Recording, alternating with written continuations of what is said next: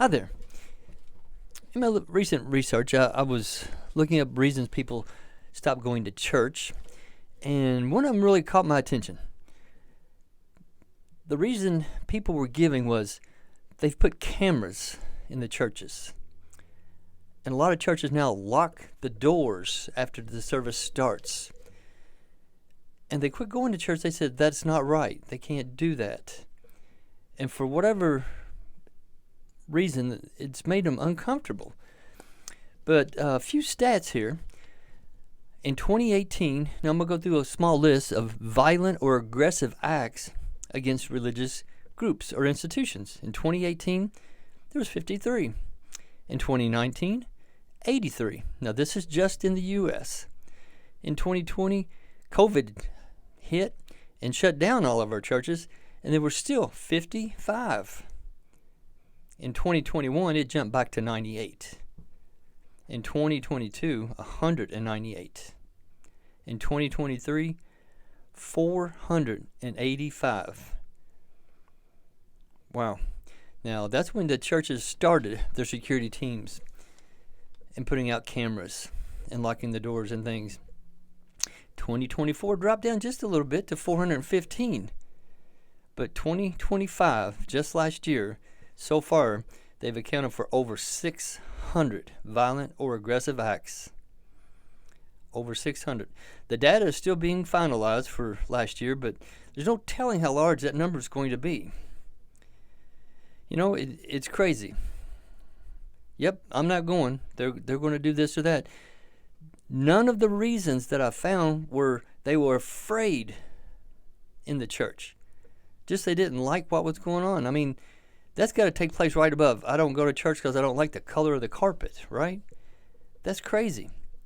You know, they're like, God will protect us. Yes, God will protect us. But there was a story about a man.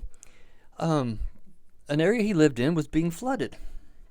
And a bus came through the town and was picking everybody up and trying to get him to safety. And he said, no. God is going to save me. Well, the waters got higher and higher, and he ended up on his roof. Like, wow. So a boat comes by.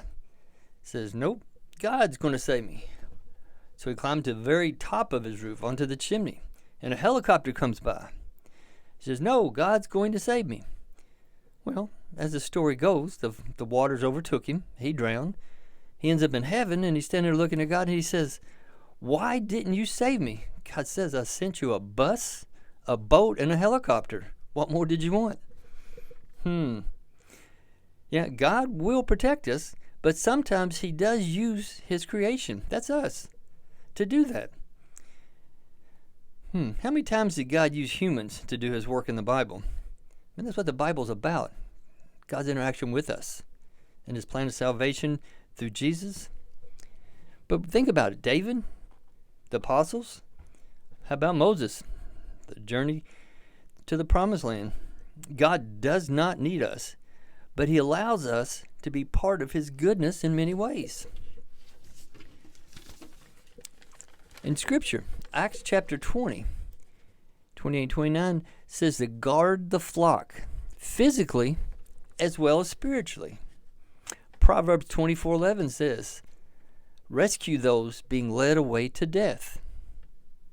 Luke 22, Jesus actually told his disciples, if you don't have a sword, sell your cloak and buy one. Now that shows a need for being ready in a hostile world, which we're living in right now, right? Matthew 24:12, Jesus is answering his disciples, and he says, wickedness will increase, and the love of most will grow cold. That is a sign of the times. I think we're there. So all I can say is we need to look after the flock because Jesus is on his way. Till next time.